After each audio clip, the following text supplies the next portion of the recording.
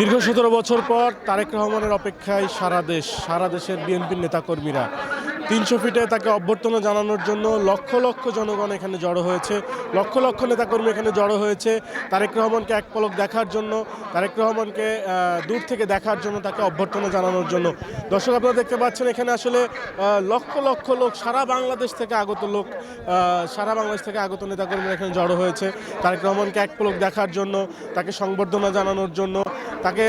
তারা বলতে চাইছে যে দীর্ঘ ১৭ বছর ফ্যাসিস্ট হাসিনার আমলে তিনি দেশে ফিরতে পারেন নাই, তিনি চিকিৎসার জন্য যে লন্ডনে গিয়েছিলেন, দীর্ঘ ১৭ বছর পরে যে তিনি ফিরছেন, এটা একটা ঐতিহাসিক মুহূর্ত হয়ে দাঁড়াচ্ছে। এটা একটি ঐতিহাসিক মুহূর্ত নেতাকর্মীদের, যারা তার জন্য আসলে অপেক্ষা করছেন, দীর্ঘ অপেক্ষার অবসান ঘটিয়ে আসলে তারা এখানে অপেক্ষা করছেন। দেখতে পাচ্ছেন দর্শক, দীর্ঘ একটি সারি তৈরি করেছে এখানে আসলে নেতাকর্মীদের, যারা তারেক রহমানকে অভ্যর্থনা জানানোর জন্য এখানে রাস্তার দুধারে আসলে লাইনবদ্ধভাবে দাঁড়িয়ে রয়েছে। কখন সেই মুহূর্তটা আসবে, কখন তারেক রহমান আসবেন, কখন তাকে এক মুহূর্ত দেখতে পারবেন এবং তাকে স্বাগত জানাতে পারবেন।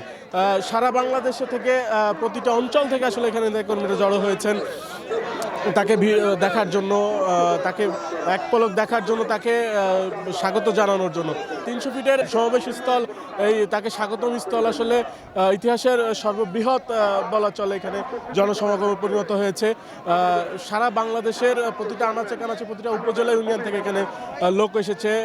৩০০ ফিটের মুখ থেকে শুরু করে, এয়ারপোর্ট থেকে শুরু করে ৩০০ ফিটের মুখ পর্যন্ত, সেখান থেকে শুরু করে আসলে সমাবেশের যে মঞ্চ তৈরি করা হয়েছে সে পর্যন্ত আসলে নেতাকর্মীর ঢল দুই পাশে, আসলে রাস্তার দুই পাশে তারা জড়ো হয়েছে এবং তাকে জানানোর জন্য আসলে তারা এখানে দাঁড়িয়ে রয়েছে। দেখছেন আসলে দর্শক, বিপুল উৎসাহ উদ্দীপনা আসলে নেতাকর্মীরা এখানে জড়ো হয়ে স্বাগত জানানোর জন্য এখানে আসলে তারা জড়ো হয়েছে এবং তাদের মধ্যে যে ব্যাপক উৎসাহ উদ্দীপনা, তারা আসলে তিনি যে রাস্তা দিয়ে আসবেন সেই রাস্তায় আসলে তাকিয়ে রয়েছে যে আসলে তারা এখানে কখন আসবে এবং তার জন্য তাকে কখন এক পলক দেখতে পারবে এবং সেই রাস্তাটিতেই আসলে তারা দাঁড়িয়ে রয়েছে যেখানে তিনি আসবেন, সেই অপেক্ষায় আসলে তারা রয়েছে। দর্শক দেখতে পাচ্ছেন আসলে তারা স্লোগানে মুখরিত করছে।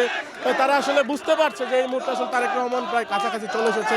আমরা দেখতে পেরেছি তিনি আজ ২৫শে ডিসেম্বর তিনি সকাল ঠিক ১৫:১২ থেকে ১২টার মধ্যে বাংলাদেশে অবতরণ করেছেন এবং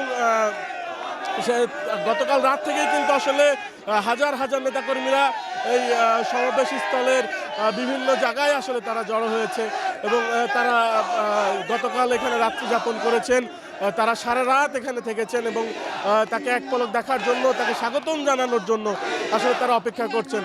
দর্শক দেখতে পাচ্ছেন আসলে নেতাকর্মীদের কি পরিমাণ উৎসাহ উদ্দীপনা। তারা দুই সাইডে আসলে স্লোগান দিচ্ছেন, মুহুর্মুহুভাবে স্লোগান দিচ্ছেন যে তাকে আসলে সংবর্ধনা দেওয়ার জন্য।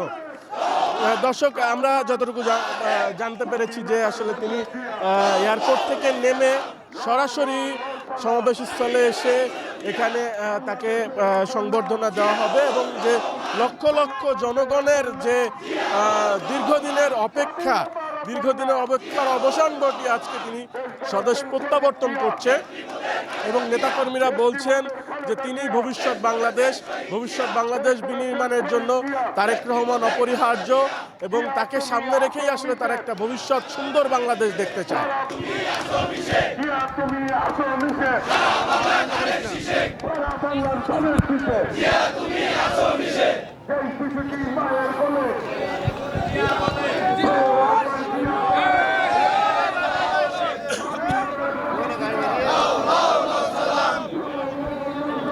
স্বাধীনতার ঘোষণা জিয়াউর রহমান।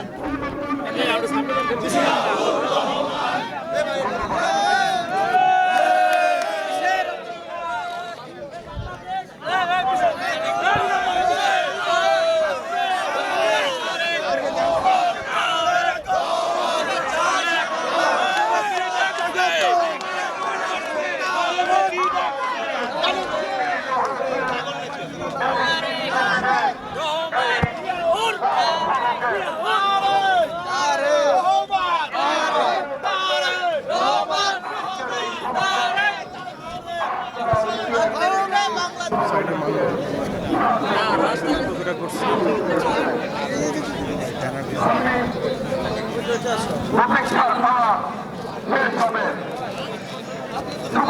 শুরু হবে তখন আমাদের নেতা আমাদের অভিভাবক বিএনপি ভারপ্রাপ্ত চেয়ারম্যান দেশ তারেক রহমান